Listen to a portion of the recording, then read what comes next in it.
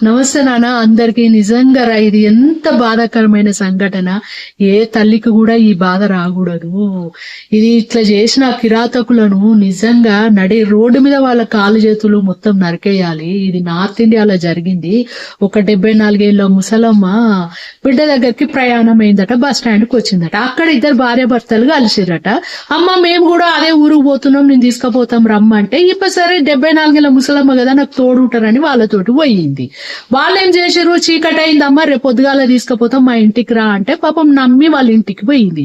వాళ్ళు భోజనం పెడతారు కదా, ఆ భోజనంలో మత్తు మందు పెట్టి భోజనం పెట్టారు. ఈ ముసలమ్మ తెలియక భోజనం తిన్నది, మత్తులోకి వెళ్ళిపోయింది.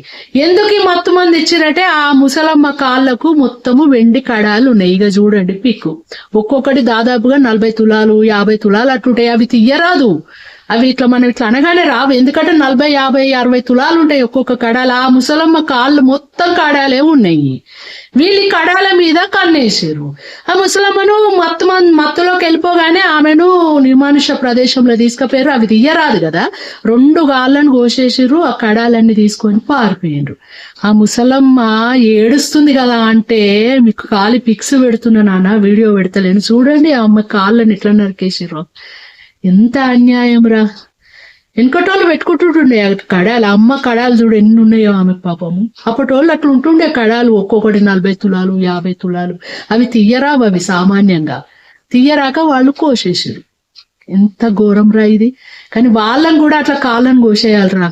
ఆమె ఎంత అసలు అబ్బా వద్దురా, ఇది చూస్తుంటే వింటుంటేనే బాధ అనిపిస్తుంది.